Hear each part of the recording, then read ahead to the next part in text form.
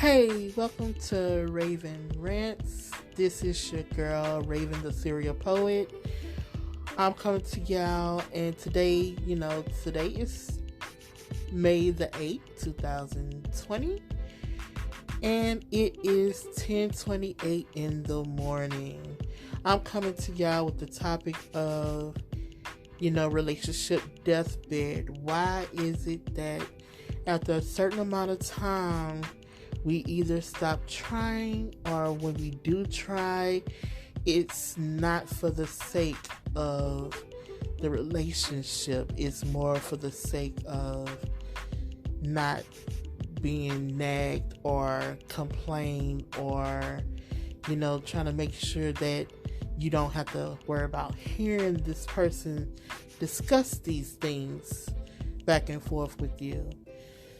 So I'm going to open up the discussion right now, and, you can feel free to share this podcast or, respond to it, or whatever you decide to do. All I want to know is, why is it in relationships, whether you're in a heterosexual relationship or a homosexual relationship, why is it that, in a relationship, people find it hard to stay consistent or to reciprocate? Why is that? Because at this point in relationships, I'm starting to notice, the ones that I've been in, it's never really a constant flow. It's never really, ever-ending consistency or reciprocation of action. And I don't know whether anybody else out there goes through this, or maybe it's been so normalized to where, people just take it in stride and keep on going. But I'm in a relationship now to where I no longer have the brain capacity or the patience to keep bringing up or conversing about the same things. Because I feel like if you tell somebody, treat me the way that you would want to be treated, and vice versa, that's pretty much cut and dry. That means if I call you every day, I expect a phone call every day. If I text you good morning when I first wake up, if you wake up before me, I expect the same thing. But for a person to just sit around and twiddle their thumbs and wait for you to, reach out to them, I feel as though it's bogus. I don't feel as though it's okay. I feel like at the end of the day, it's a two-way street. Two people are in a relationship, not one. So when it gets to the point to where you feel like you're in a relationship by yourself, that tends to be a problem. And I'm not going to say it's not a problem that cannot be fixed, because it can easily be fixed if you're willing to fix it and acknowledge the problem. But the problem is that nowadays in relationships, people are so quick to say, what are you talking about? Why are you overreacting? Why are you being dramatic? You're making something out of nothing. But if you're in a relationship with somebody and somebody brings something to your attention, it is very beneficial to you to listen. Because women, and sometimes men, tell you everything that you need to know if you decide to listen. But if it gets to a point to where a person has exhausted all possibilities, they're all talked out, they're all cried out, the next step in the scenario is you will end up in a relationship deathbed. And the reason why I call it a relationship deathbed is because originally it was called a lesbian deathbed. That's where you become so complacent in a relationship to where y'all are like two ships passing in the night, and Y'all no longer talking. The intimacy is no longer there. And, you have to be honest with yourself. Are y'all both together out of conveniency, or did the fire just die down and y'all are just too lazy to spark it up again? Because there's a lot of situations that happens like that, to where people, they get into a area of complacency and contentment. They feel as though, well, as long as we talk once a day, it's fine. As long as she calls me once a day, it's fine. As long as he takes me out once a week, I'm good. Not equating the fact that it's 7 days in a week. And out of the 7 days that there are in a week, if y'all don't have intimate time, or as I call it, a check-in period throughout that week, it's very easy for things to fall flat. It's very easy for things to become complacent and lazy. And then you're sitting up there wondering why days have gone by and you haven't received a text or a phone call. You want to know why? Most of the time when people check out of a relationship, it's always emotionally first. Because they be like, oh, well, shoot. If I'm sitting up here and I'm pouring all my feelings and emotion into this person, and the moment that I bring something to their attention, they're making light out of it, they're making light of the situation, then that's when it becomes a problem. And so they like, well, if they feel as though we don't need to fix anything, and if they feel as though nothing is broken, then I'm going to have to show them better than I could tell them. And in a lot of situations, it ends up like that, unfortunately. And then it gets to the point to where you have to ask yourself a question. And I want everybody that sit up there and listen to this podcast to ask yourself this question. Am I the complacent one in the relationship? Am I doing all that there is to do to make my relationship grow and flourish?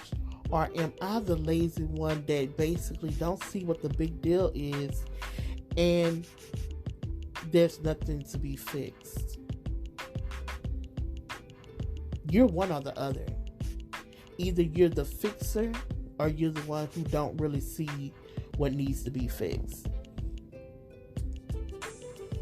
Because in a lot of cases, the fixer is the one that basically listens to the conversation, listens to the concerns and the issues, and take the time to make the necessary adjustments to fix the situation or the issue. Now it's the other, the ones that don't see what is broken, that's going about their day, they're in their own little bubble, nothing is wrong. You can sit up there and tell them that, oh, I dropped a plate on the floor and it's broken. And they will step right over it and be like, I don't see no broken plate on the floor. People like that are people that will sit up there and they will ride the relationship until you get tired. And when I say you, I mean the fixers, the ones that don't mind putting the work in to fix what's broken. You can't be unequally yoked and expect for the relationship not to end up on a deathbed of emotions. It doesn't work that way. Well, it could, but one of you are going to be miserable. One or the other is going to be miserable if you're unequally yoked. It's almost to the point to where you have to question, why am I with this person? And if you are ever in a situation or a relationship to where you question, why are you with someone, or why y'all are even together, or like Deborah Cox say, you're not supposed to be here. How did you get here? That's when you really have to evaluate how things is going to play out and how much time are you willing to waste. Because trust and believe, if you're in a relationship and the entire time you feel like you're bringing everything to the attention of the person that you with, and that person doesn't acknowledge it, trust me when I say you're in a relationship by yourself. It's sad, but that's the truth. You have to acknowledge it. You have to embrace it. And by doing so, it's going to bring you to a point to where you're going to realize that, you know what, I no longer want to be here. I no longer want to be with you. Because you're emotionally, mentally, and physically draining me.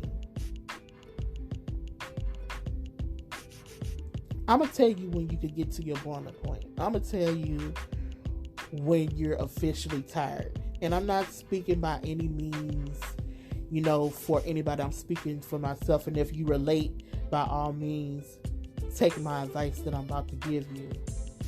If you ever get to a point to where it no longer concerns you or bothers you or upsets you when you don't hear from the person that you're with, that's when you know you have officially checked out of the relationship, and by all means you need the exit stage left and not waste any more of your time. Because trust me when I say it would never end well. It never does. And so you can take my advice or not take my advice. But I would tell you this. If you've been in a relationship more than a year and you've brought something to the attention of the person that you're with more than 3 times, and they have still yet to fix what it is that concerns you, you're wasting your time. That means they didn't even listen to you the first time you brought it up. So why are you keep bringing it up to them? And never believe the whole, oh, well, I'm trying and I'm trying. Trying is bullshit. Trying is honestly bullshit. Trying is like seeing a pile of dog feces in the grass and trying not to step in it. But the moment that you lose sight of it, what do you always end up doing? You step directly in it every time. So don't ever believe someone when they say, oh, I'm trying to make a change. Oh, you just have to be patient with me. It's a difference between being patient for someone and being a fool for someone.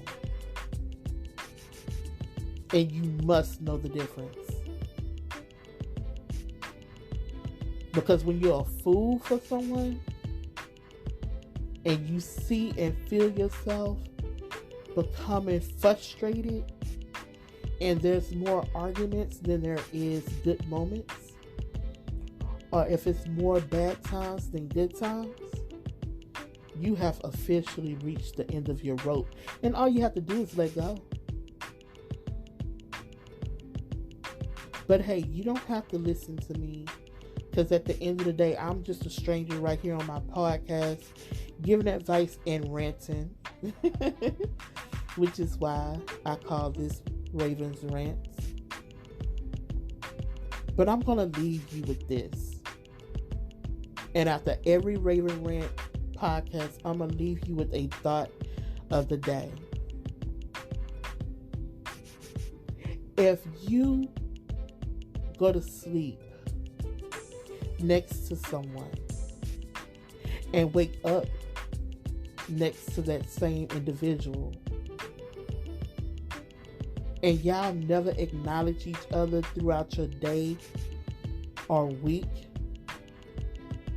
there's a stranger in your house and you might want to figure out how to get them out. I'm just saying. So with that being said, this has been Raven Rants. Thank you for your time. I hope you enjoyed this podcast. This is the first of many that will come. And by all means, share. If you feel as though somebody can get something from the advice, or, even if you just use it as a conversational piece, share. Sharing is caring. Besides, all we doing for the next, I want to say, the rest of the year is probably going to be stuck up in the house anyway for those of you who are concerned about the coronavirus. So, I'm going to end this podcast. This has been Raven Rants, aka tailored by Raven the Serial Poet. And if you can't be you, then who can you be? You enjoy your Friday. Good day.